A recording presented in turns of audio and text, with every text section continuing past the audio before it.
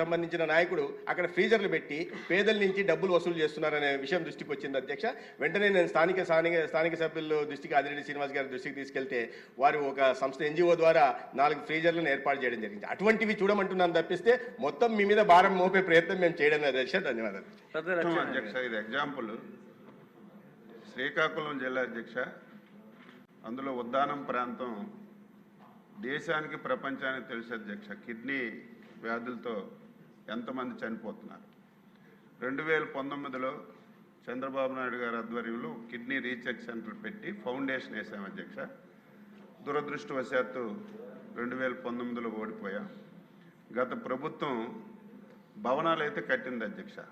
కట్టి 2023లో అప్పటి ముఖ్యమంత్రి దాన్ని అట్టహాసంగా ప్రారంభించి ఎవరూ చేయని పని స్వాతంత్ర భారతదేశంలో నేనే చేశానని చెప్పి చాలా పెద్ద పెద్ద ప్రసంగాలు చేశారు అధ్యక్ష. అప్పుడు మేము అక్కడికి వెళ్ళడానికి మాకు అవకాశం లేదు.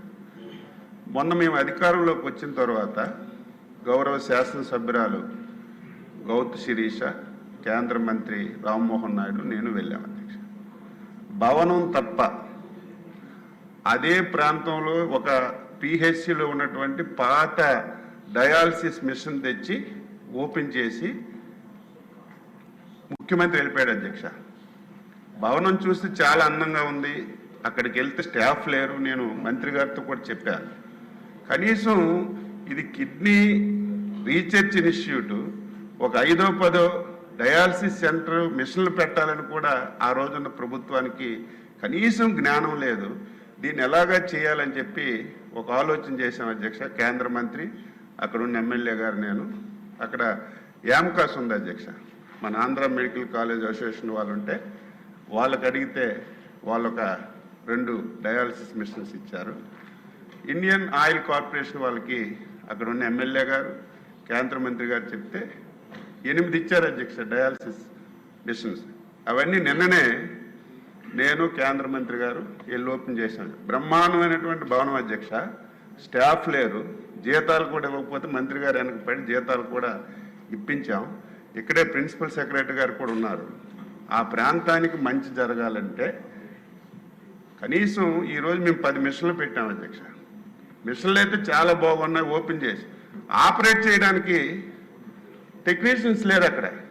దయ ఉంచి మనం చెప్పిన వెంటనే 10 మిషన్లు పెట్టారు కాబట్టి మంత్రి గారికి, సెక్రటరీ గారికి ఇమీడియట్గా ఆ 10 మిషన్లు ఆపరేషన్లోకి రావడానికి అవుట్ సోర్సింగ్ పద్ధతిలోనైనా సరే మీరు ఇమీడియట్గా టెక్నీషియన్స్ పెట్టకపోతే మళ్ళీ దాని మీద మోతేసి అవి పాడైపోయే పరిస్థితి ఉంది. గౌరవ సభ్యులకి ఇదంతా ఎందుకు చెప్తున్నానంటే మనసుంటే మార్గం ఉంటుంది. పూర్వంలాగా లేదు. చాలామంది దాతలు ముందుకు రావడానికి చాలామంది సిద్ధంగా ఉన్నారు అధ్యక్ష. కనీసం మన స్థాయిలో మనం ప్రారంభిస్తే తప్పనిసరిగా చాలామంది బిల్డింగ్లు కట్టడానికి వస్తున్నారు, ఎక్విప్మెంట్ ఇవ్వడానికి వస్తున్నారు.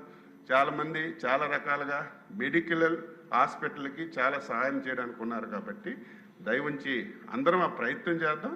ప్రభుత్వం కూడా సహకారం అందించడానికి అవకాశం ఉంటుంది. నేను మంత్రి గారికి ఒకటే, ఈ సంవత్సరం బడ్జెట్ పెట్టాం. గతసారి అధ్యక్ష అన్ని ప్రాంతాల్లో హాస్పిటల్ శాంక్షన్ చేశారు. కొన్ని పునాదుల లెవెల్లో ఉన్నాయి, కొన్ని స్లాబ్లు వేశారు, కొన్ని సెక్షనాలు చేశారు. దాన్ని ఒక ప్రయారిటీ పెట్టుకోండి. ఒక 10%, 5% ఉన్నవన్నీ ముందు ఐడెంటిఫై చేసి దానికి బడ్జెట్లో మనం డబ్బులు ఇస్తే అవన్నీ ఆపరేషన్ రావడానికి అవకాశం ఉంటుంది. ఇవన్నీ ఫీల్డ్లో నేను చూసిన విషయాలు దయించి మంత్రి గారికి చెప్తూ ఇమీడియట్గా మా పలాస రీసెర్చ్ ఇన్స్టిట్యూట్కి మేము మిషన్లు ఇచ్చాం. మళ్ళీ పాడైపోకుండా టెక్నీషియన్స్కి ఇమీడియట్గా ఇచ్చి అవి ఆపరేషన్లోకి తెమ్మని చెప్పి కోరుతున్నాను అధ్యక్ష. ఇంకా చాలా ప్రశ్నలు ఉన్నాయి కాబట్టి మంత్రి గారు చాలా చక్కటి సూచన చేశారు. మీరు ఎలాగో అమలు చేస్తారు కాబట్టి ఇస్తే ఒక క్షణం చేస్తామని చెప్తే చెప్పండి. లేదంటే ఈ ఒక్క ప్రశ్న మనకు రోజంతా గడిచిపోతుంది సార్. క్లుప్తంగా ఏం కావాలో చెప్పండి మీరు ఒక్కసారి. ధన్యవాదాలు మంత్రి గారు. కొత్త బిల్డింగ్ రిపేర్ కాకుండా కొత్త బిల్డింగ్ కట్టిస్తానన్నందుకు మనస్ఫూర్తిగా మీకు ధన్యవాదాలు తెలియజేస్తూ, మాకు కూడా దాతలు చాలామంది ఉన్నారు అధ్యక్ష. మేము బిల్డింగ్ కట్టడానికి 3-4 కోట్లు ఇవ్వటానికి మాకు కూడా చొరవ చూపించే ఎన్టీపీసీ హిందూజా లాంటి పవర్ ప్లాంట్లు సిఎస్ఆర్ గ్రాంట్ నుంచి ఇచ్చేవాళ్ళు చాలామంది ఉన్నారు. మేము బిల్డింగ్ కట్టిన తర్వాత సిఎస్సి పర్మిషన్ ఇవ్వండి, బిల్డింగ్ మేము కట్టుకుంటాం, తర్వాత డాక్టర్ని సిబ్బందిని ఇన్ఫ్రాస్ట్రక్చర్ మీరు ఇస్తే మీరు ₹1 ఇవ్వకుండా బిల్డింగ్ కట్టించే బాధ్యత మేము తీసుకుంటాం అని కూడా ఈ సభాముఖంగా మీకు తెలియజేస్తా ఉన్నాం. దయచేసి మీరు సిఎస్సికి శాంక్షన్ ఇప్పించండి, బిల్డింగ్ మొత్తం ఎంతైనా ఖర్చు పెట్టే బాధ్యత మేము తీసుకుంటాం, తర్వాత సిబ్బందిని మీరు ప్రొవైడ్ చేస్తే సరిపోతుందని కూడా మీ ద్వారా మంత్రి గారికి తెలియజేస్తా ఉన్నాం. మంత్రి గారికి కూడా అర్థమైంది కనుక ఇక దీన్ని ఇక్కడితో ముగించి, కొందరు గౌరవ సభ్యులు మొబైల్ ఫోన్లో మాట్లాడేస్తున్నారు డైరెక్ట్గా. ఇక్కడ మరీ ఎమర్జెన్సీ ఏదన్నా ఉంటే కొంచెం బయటికి వెళ్ళి మాట్లాడుకోమని చెప్పి విజ్ఞప్తి. 1-2 సార్లు విజ్ఞప్తులు ఉంటాయి అంతే. ఏమంటే మనం జామ్ చేసుకోగలిగితే క్రమశిక్షణ మనకు ఉండాలండి. అందుకని ఇప్పుడు ఫోన్ సైలెంట్లో పెట్టుకుంటే ఏదైనా ఇంపార్టెంట్ మెసేజ్లు ఉంటే వస్తాయి, అర్జెంట్ మెసేజ్ ఉంటే మీ అవసరం ఉన్నప్పుడు అర్జెంట్ అని పెట్టినప్పుడు మీరు బయటికి వెళ్ళి మాట్లాడుకోవచ్చు. సో అంచేత జామర్ మీద వంక పెట్టి మన బలహీనతల్ని జామర్ మీద పెట్టొద్దని చెప్పి జోగేశ్వరరావు గారికి వినతి. ఇప్పుడు క్వశ్చన్ నెంబర్ 727 అచ్చెన్నాయుడు గారు.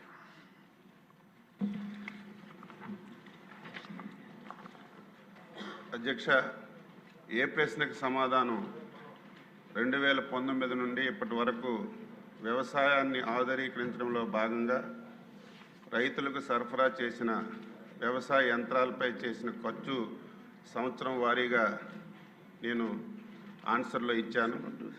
బిఎన్సి ప్రశ్నలకి ఆంధ్రప్రదేశ్ రాష్ట్రంలో సిఎస్ఎస్ ఆర్కేవివై డిపిఆర్ పథకం కింద